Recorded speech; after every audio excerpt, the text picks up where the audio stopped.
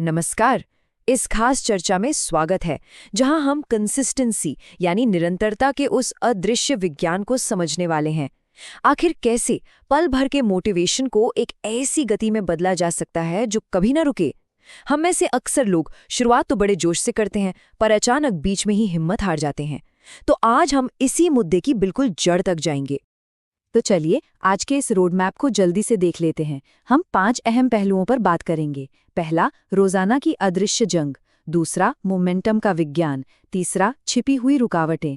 चौथा, कंसिस्टेंसी की बुनियाद। और पांचवा, पहला कदम उठाना।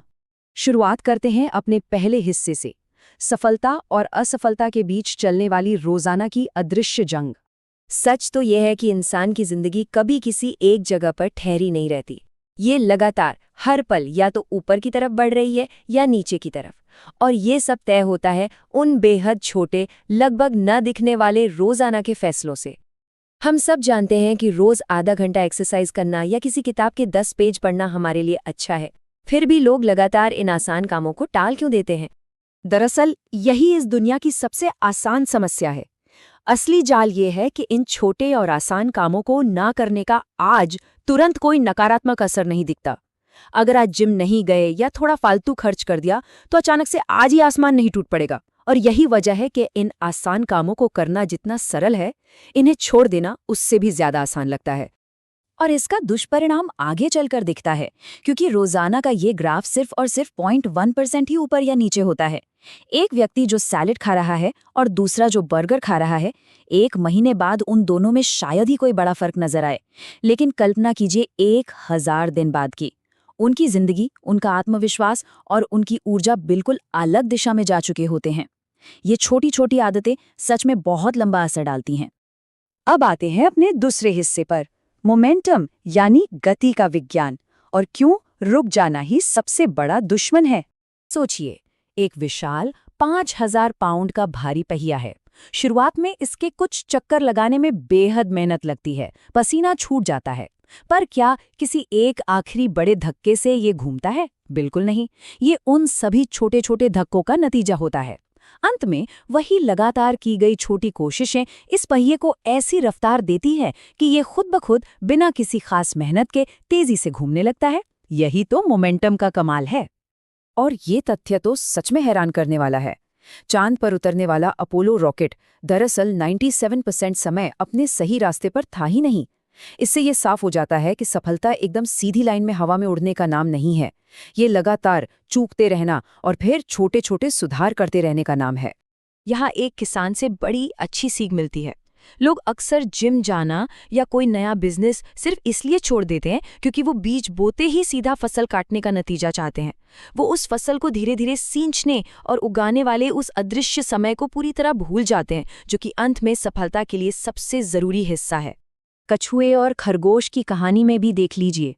खरगोश अपनी रफ्तार की वजह से नहीं हारा था। वो इसलिए हारा क्योंकि बीच में रुककर आराम करने से उसका पूरा मोमेंटम टूट गया।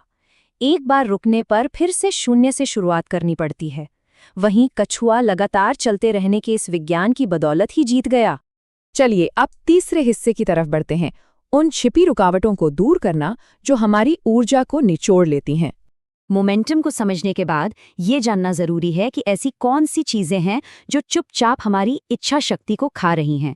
अधूरे छोटे हुए काम बिल्कुल किसी एनर्जी वैम्पायर की तरह होते हैं। एक फोन कॉल जिसका जवाब नहीं दिया, किसी से किया गया वादा जो अधूरा रह गया, या कोई आधा छोटा हुआ प्रोजेक्ट। ये सब चुपचाप ध्यान को पास्ट में खींचते रहते हैं और नया भविष्य बनाने की सारी ऊर्जा पहले ही चूस लेते हैं। और जब बात नैतिकता यानी इंटेग्रिटी की आती है तो ये अकेले में और भी अहम हो जाती है। जब कोई अकेले में अपनी डाइट ये सोचकर तोड़ता है कि यहाँ कौन देख रहा है, तो दरअसल वो सिर्फ नियम नहीं तोड़ रहा, वो अपनी ही नज़रों में अपना भरोसा तोड़ रहा होता है। ऐसा करके इंसान धीरे धीरे अपना फाउंडेशनल सेल्फ ट्रस्ट खो देता है, जो आगे चलकर निरंतरता न बन पाने की सबसे बड़ी वजह बनता है। एक छोटा सा प्रयोग ये दिखाता है कि हमारी फिजिकल बॉडी लैंग्वेज का हमारी मानसिक स्थिति पर कितना असर होता है। फिजिकली नीचे देखने से दिमाग अपने आप पिछले पछतावे और नाकामियों से जुड़ने लगता है। वहीं अगर बस अपना सर थोड़ा ऊपर उठा लिया जाए तो ध्यान आने वाले कल की बेहतर संभावनाओं और आगे बढ़ने पर शिफ्ट हो जाता है। आइए अब चौथे हिस्से पर बात करते हैं, निरंतरता की पक्की बुनियाद तैयार करना। फिजिकल फिटनेस और बेहतर जीवन के बीच एक बहुत ही असरदार रिश्ता है। अगर एक आसान डेली टारगेट तय कर लिया जाए, जैसे कि सिर्फ 35 मिनट का एक्सरसाइज, तो ये एक ऐसी बुनियादी डोमिनो की तरह काम करता है जो बाकी सारी अच्छी आदतों को सही रास्ते पर ले आता है। ये अकेली आदत इंसान की सोच को साफ करती है और आत्मविश्वास को अपने आप बढ़ा देती है। अक्सर लोगों को लगता है कि दुनिया में आगे बढ़ने के लिए मुकाबला बड़ा कठिन है, पर जरा सोचिए, ऐसी यूनिवर्सिटी क्लासेस जहां 80% बच्चे 3 हफ्तों के बाद आना ही बंद कर देते हैं, वहां असली मुकाबला है ही कहां। सफलता पाने वाले लोग अक्सर वही होते हैं जो बिना हिम्मत हारे जिद करके रोज मैदान में आते हैं और डटे रहते हैं। इसका एक बहुत ही प्रेरणादायक उदाहरण उस जूते पॉलिश करने वाली महिला का है जो खाली वक्त में सस्ती और बेकार किताबें पढ़ा करती थी। अगर वही समय और आदत बेहतर जगह लगाई जाए और कचरा कंटेंट की जगह रोजाना सिर्फ 10 पेज किसी बेहद ज्ञानवर्धक किताब के पढ़े जाएं, तो 1 साल में 12 से 15 ऐसी किताबें पढ़ी जा सकती हैं जो किसी की भी सोच और जिंदगी को पूरी तरह बदल कर रखते। तो इसके लिए करना क्या है? 50 अलग-अलग रूल्स वाला कोई मुश्किल सिस्टम बनाने की बिल्कुल जरूरत नहीं है जो कभी इस्तेमाल ही ना हो पाए। बस एक आसान 3 कदम का प्लान अपनाइए। अपना लक्ष्य लिखिए, उसे दिन में कम से कम एक बार जरूर देखिए और एक बेहद सिंपल प्लान के साथ बस शुरुआत कर दीजिए। अब हम आते हैं अपने आखिरी और 5वें हिस्से पर। पहला कदम उठाना और आखिरी रुकावटों को तोड़ना। मोमेंटम को बनाए रखने का एक और बड़ा नियम है अपने आसपास के लोगों का ध्यान से चुनाव। उन लोगों के साथ ज्यादा वक्त बिताइए जो हमारे सपनों और विचारों को हवा और ऊर्जा देते हैं, और उन लोगों से थोड़ी दूरी बनाइए जो अपने लगातार नकारात्मक रवैये से रोशन कमरे को भी अंधेरा कर देते हैं। एक कड़वी सच्चाई ये भी है कि बुरे दिन तो आएंगे ही।